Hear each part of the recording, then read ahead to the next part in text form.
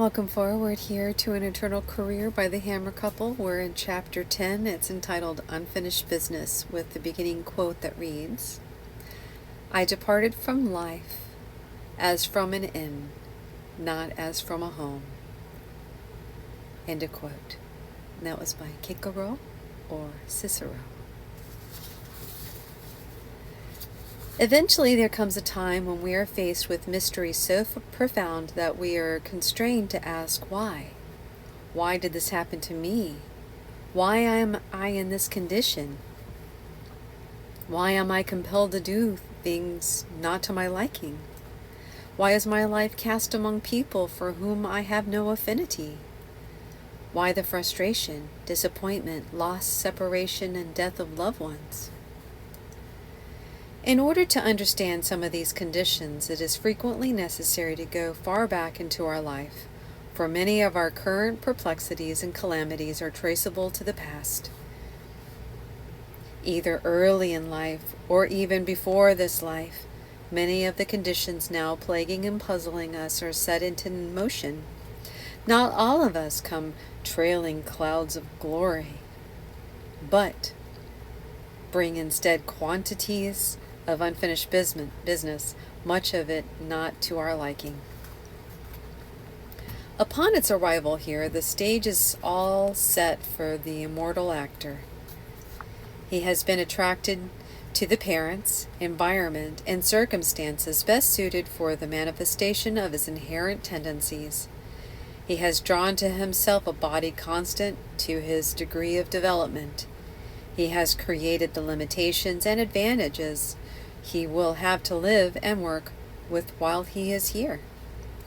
Since the only body is new at birth, and the spirit and mind are ancient with infinite history behind them, infants seldom are as innocent or ignorant as their parents think they are, but usually have a past replete with every manner of experience and adventure. Some are old and guile and full of experiences and have a wise and knowing look which belies those supposed states of innocence and lack of experience. Some are as wise as sages or gifted geniuses and early show unmistakable signs of talent. Others give evidence that they are not entirely unacquainted with perversity and evil. And yet, when parents find a genius or a black sheep in their flock, they exclaim, "I can't understand it." The theory of heredity is true so far as it goes, but it doesn't go nearly far enough, for what we receive from our ancestors is only a fraction of what we are and what we will become. So far as mental, moral, and spiritual acquirements are concerned, we inherit ourselves. Every soul is an integral center from which he operates and exercises selection and choice, and is not at the mercy of his predecessors. Children derive from their parents a physical organism, sound or unsound. Their environmental favorable or unfavorable, and that is about all.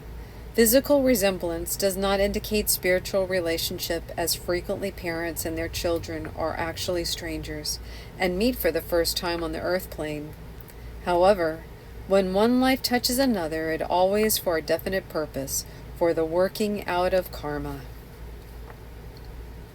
Souls are not always permitted to choose their earthly setting, but are given one best suited for the progression and the unfoldment of their innate possibilities. Birth is never an accidental, but it is a conformity with the law of destiny which arises from deeds of body and mind. Often there is a little affinity for blood relatives, and when this is the case, one should realize that no one is isolated. No one can live unto himself alone, for all are members of one large human family. Sometimes when souls are cast into uncongenial surroundings, they may be no great benefit to the alien one, but the benefit those who lives he has contacted. Let me read that again. Sometimes when souls are cast into uncongenial surroundings, there may be no great benefit to the alien one, but he benefits those who lives he has contacted. Some people come into our life for only a brief period, and then, like ships, they pass in the night, hail each other in passing, and disappear again into the darkness. Not all karma is of ancient origin, for it may be immediate, as in a case of bodily injury, when effect quickly follows cause. Karma may be postponed, as the follies and excess of youth not always overtake one until maturity or old age. But eventually every infraction of law exacts its penalty.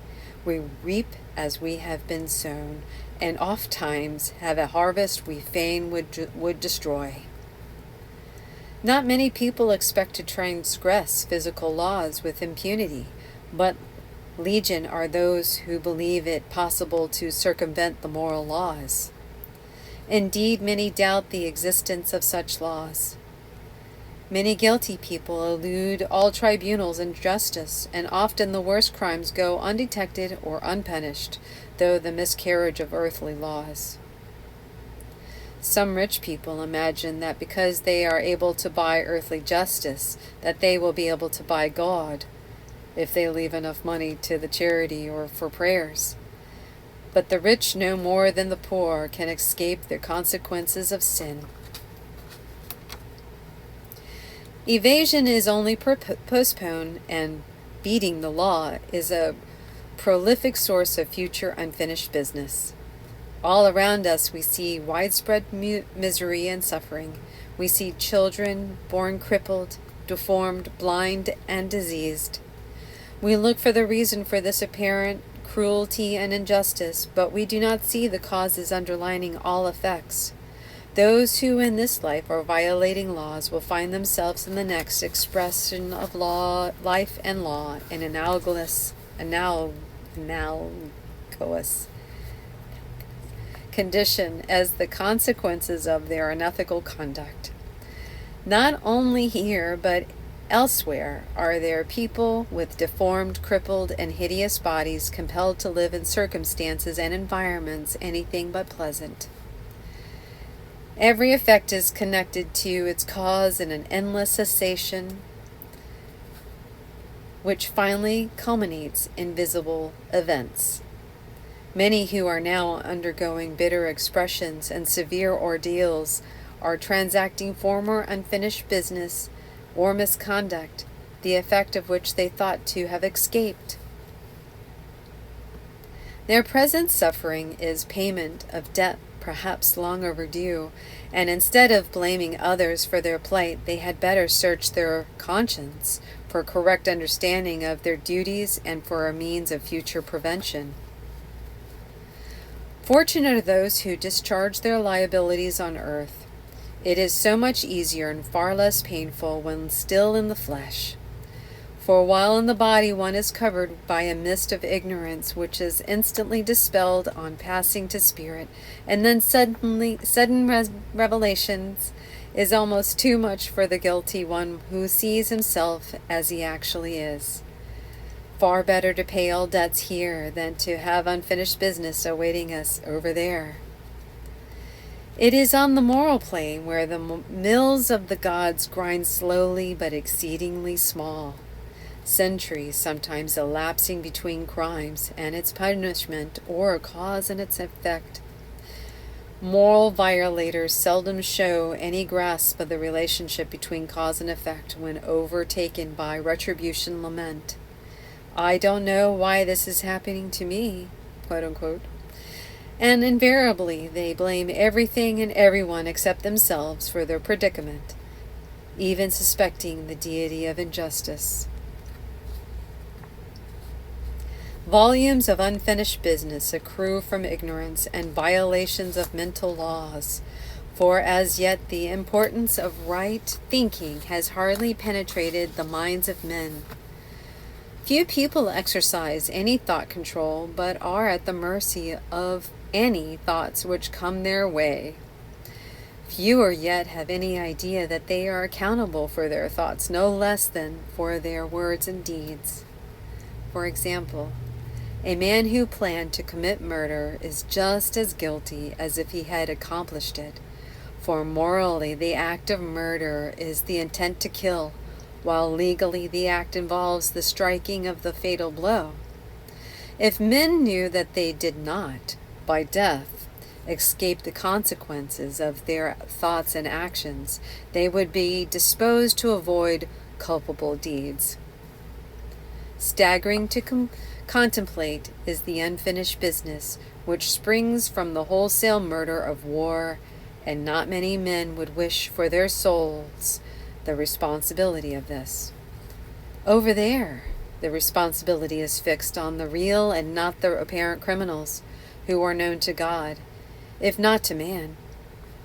The real criminals are those who plot and intrigue to bring on war, those who incite the people, inflame their passions, and promulgate untruths, foment strife, and indoctrinate men with hate for their brothers. No man lives unto himself alone, for all lives are inextricably interwoven, and nations, races, families, as well as individuals, are used for the settlement of unfinished business. Settling scores does not but set up a new crop of unfinished business for future generations. While one cannot but have the utmost compassion for the victims of war, they would do well to consider how they got in such a tragic plight. What were they doing when they were maimed, blinded, and crippled for life? Furthermore, peace is the only armistice until the masses come to their senses and realize that anyone who murders and destroys another's property is not a hero, but a fool. Just as unfinished business was carried over from the past life, so we will take with us into the next life whatever remains undone. There is no greater superstition than that death liquidates sin and liabilities. Destruction of the physical body in no way affects the individual, his mortality, obligations, and acquirements. We are powerless to undo the past, but the future is ours to make by present thought and conduct. While bound by the past, we can at every moment exercise a certain amount of free will and choice, and make the future what we will. The sunrest way to make this pleasant and profitable is to live each day to the highest of our knowledge, to the best of our ability, and to avoid doing the things which will handicap us in the future life. In other words, set no vibration into motion that will result in painful, unfinished business. Thus concludes Chapter 10. Next chapter is entitled Supply and Demand.